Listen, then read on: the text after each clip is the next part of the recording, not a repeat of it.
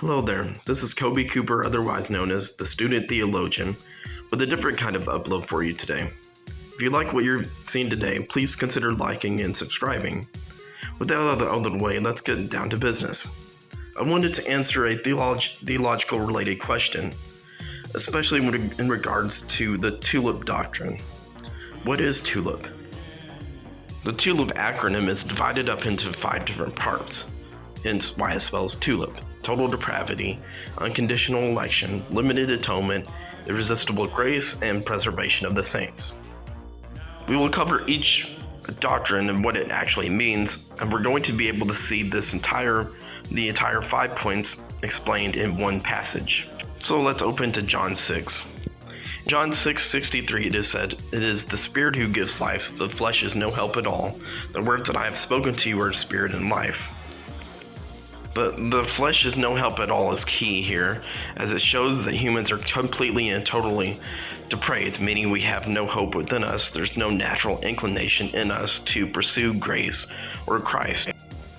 As Romans chapter 3 says, that there is no one good, no, not one. This means our sinful inherent nature keeps us blinded to the truth unless we become regenerated by the grace of God. That's why it can be said that the flesh is no help at all. The flesh is no help at us obtaining salvation or the righteousness of Christ. And that's long and short the definition of what total depravity means. Now let's stay in this same exact chapter to look at a different verse, John 6:44. "No one can come to me unless the Father who sent me draws him, and I will raise him up on the last day." What this verse shows is unconditional election. This means that there is no conditions upon which God calls his elect to him. There's nothing that we do that merits this calling towards salvation. Just like there was nothing that Father Abraham did to earn his election, to earn his calling that he had from God. There's nothing that we can do by ourselves, by our own power, to merit the election of God. It's God who has called his elect since from the beginning of time, those who would believe in his Son. It is God the Father who elects and Jesus the Son who draws. And that brings us to John 6:37 and the doctrine of limited atonement. Now honestly, this is probably the most controversial doctrine of the TULIP acronym, and I could see why. Limited atonement can be seen in passages like Romans 9 as well, where it contains the controversial statement about God loving Jacob and hating Esau. But we're going to stay in John chapter 6 to look at a different passage. John 6:37 says, "All that the Father gives me will come to me, and whoever comes to me, I will never cast out." Then verse 38, "But I've come from heaven not to do my own will, but the will of him who sent me." Notice the intentionality of verse 37.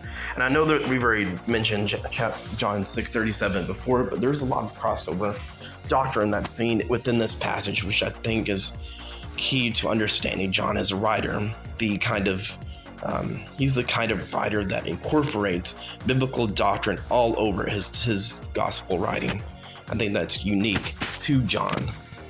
A lot of people are uncomfortable with the term limited atonement because it sounds like that we're limiting the power of God, of the atonement. But what it actually means is the intentionality of the atonement, that everyone who God the Father gives to Jesus will inevitably come. This means that God doesn't make righteousness obtainable for everyone universally. Instead, he seeks out those who are his sheep, and he saves intentionally all those whom he has elected since from the beginning of time. And is God unjust on his part for doing this?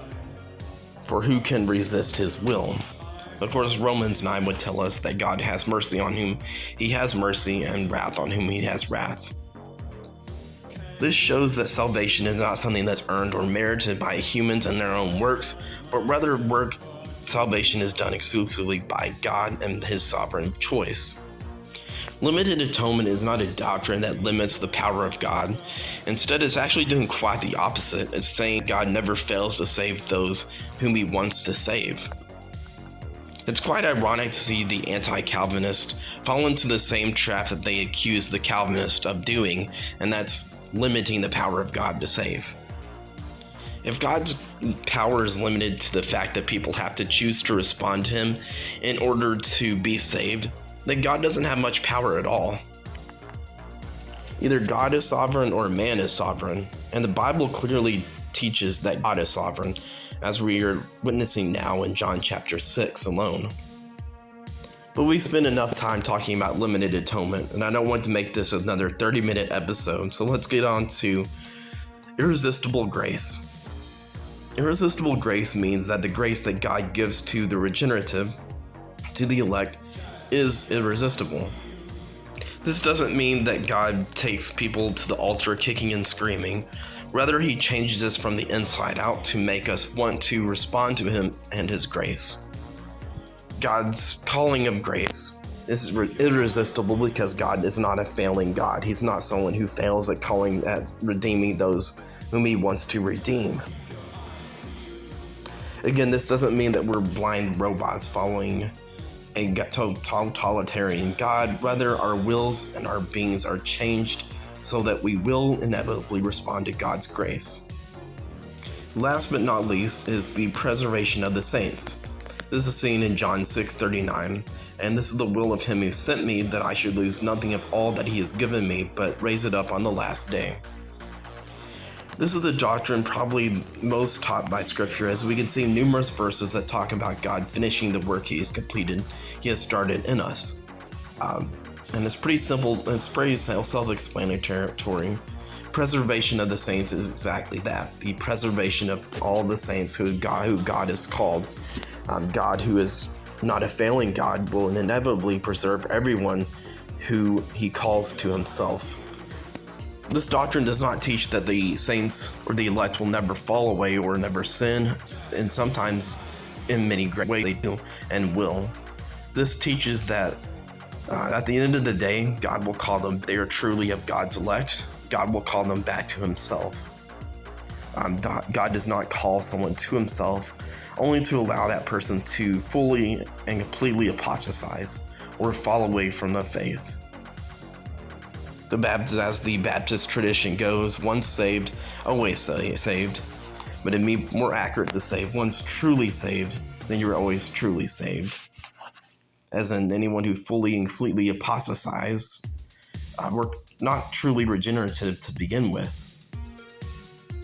And we are not held forever by God because of our hold on God, but because God inevitably and perfectly holds us throughout the entirety of time.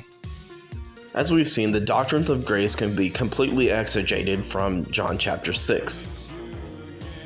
In this passage, we see total depravity, unconditional election, limited atonement, irresistible grace, and preservation of the saints within this passage. But what do you think? Tell me in the comments. And if you like this content, please remember to like and subscribe. This has been the Student Theologian. Thank you for watching.